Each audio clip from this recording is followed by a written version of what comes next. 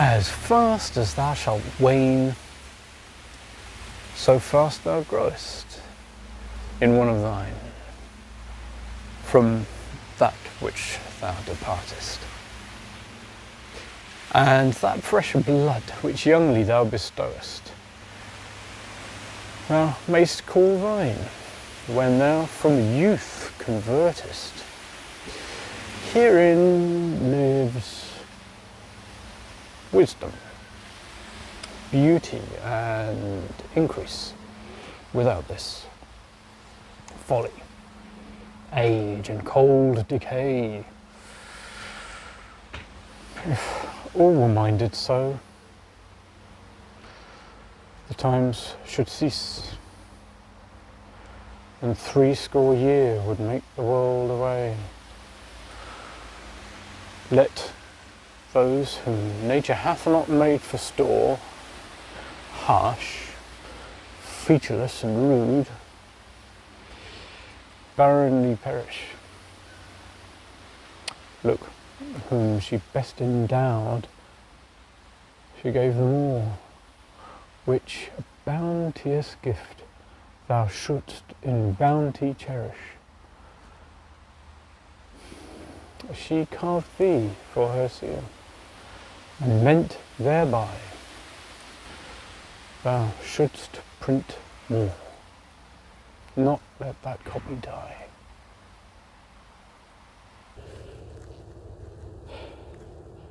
When I do count the clock that tells the time,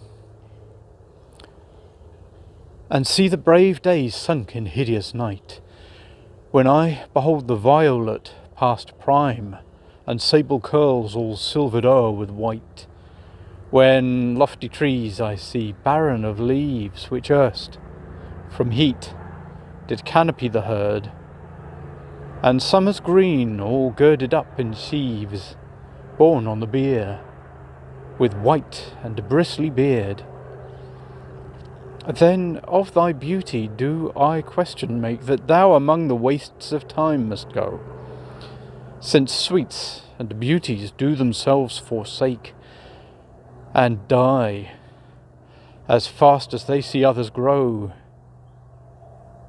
and nothing 'gainst time's scythe can make defence, save breed to brave him when he takes thee hence.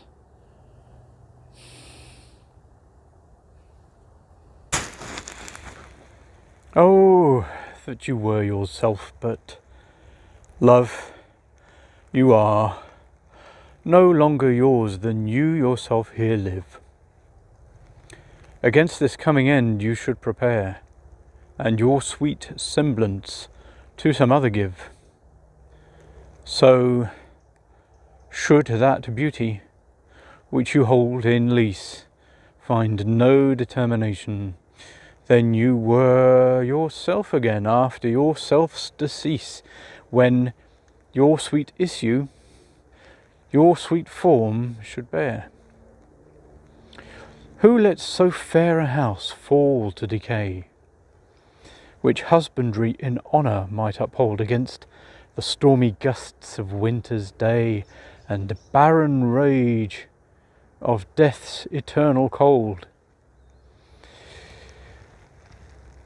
Oh, none but unthrifts. Dear my love, you know, you had a father. Let your sons say so. Not from the stars do I my judgment pluck, and yet methinks I have astronomy, but not to tell of good or evil luck, of plagues, of dearths, or seasons' quality. Nor can I fortune 2 brief minutes tell, pointing to each his thunder, rain, and wind, or say with princes if it shall go well, by oft predict that I in heaven find. But from thine eyes my knowledge I derive, and constant stars in them I read such art as truth and beauty shall together thrive, if from thyself to store thou wouldst convert. Or else of thee this I prognosticate.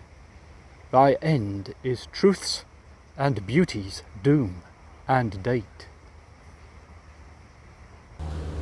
When I consider everything that grows holds in perfection but a little moment, that this huge stage presenteth naught but shows, whereon the stars in secret influence comment.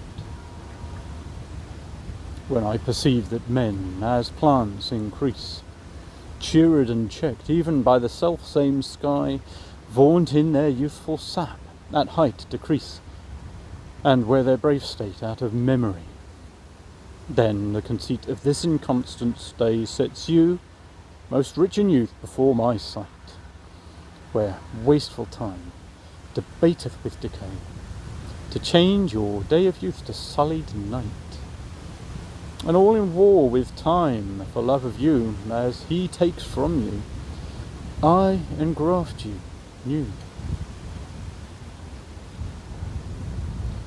But wherefore do not you a mightier way make war upon this bloody tyrant time, and fortify yourself in your decay with means more blessed than my barren rhyme? Now stand you on the top of happy hours, and many maiden gardens yet unset, with virtuous wish would bear your living flowers, much liker than your painted counterfeit. So should the lines of life, that life repair, which this time's pencil, or my pupil pen, neither in inward worth, nor outward fare, can make you live yourself in eyes of men. To give away yourself keeps yourself still, and you must live drawn by your own sweet skill.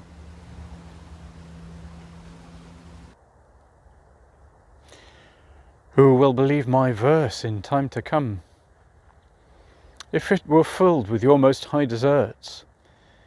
Though yet, heaven knows, it is but as a tomb which hides your life and shows not half your parts.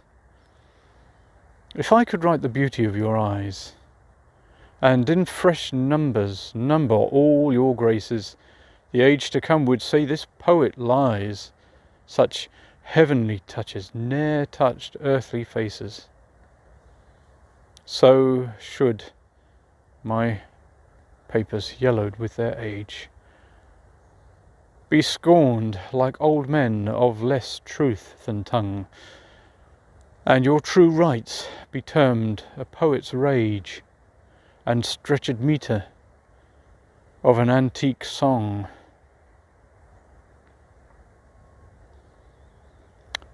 But were some child of yours alive that time, you should live twice, in it and in my rhyme.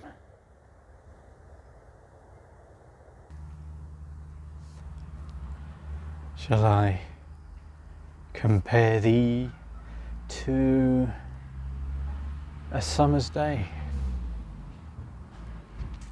Thou art more lovely and more temperate. Rough winds do shake the darling buds of May, and summer's lease hath all too short a date.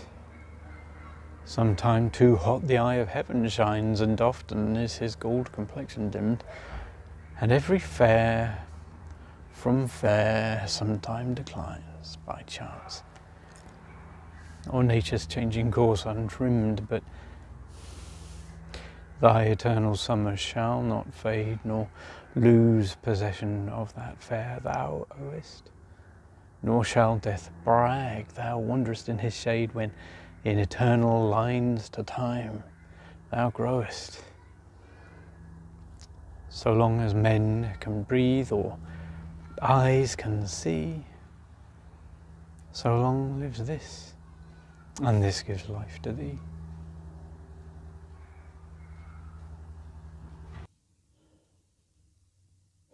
Devouring time, Blunt now the lion's paws, and make the earth devour her own sweet brood. Pluck the keen teeth from the fierce tiger's jaws, and burn the long-lived phoenix in her blood. Make glad and sorry seasons as thou fleet'st, and do whate'er thou wilt, swift-footed time to the wide world, and all her fading sweets.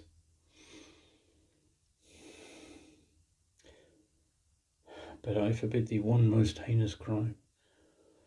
Oh, carve not with thy hours my love's fair brow, nor draw no lines there with thine antique pen. Him in thy course untainted do allow, for beauty's pattern to succeeding men. Yet do thy worst, old time. Despite thy wrong, my love shall, in my verse, ever live young.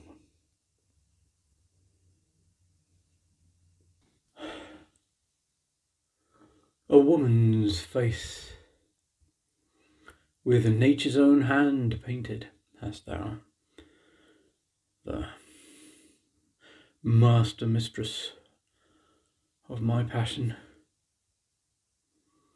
A woman's gentle heart, but not acquainted with shifting change, as is false woman's fashion. An eye more bright than theirs, less false enrolling, gilding the object whereupon it gazeth. A man in hue, all hues in his controlling, which steals men's eyes, and women's souls amazeth. And for a woman wert thou first created, till nature, as she wrought thee, fell a doting, and by addition me of thee defeated, by adding one thing to my purpose nothing. But since she pricked thee out for women's pleasure, mine be thy love, and thy love's use their treasure.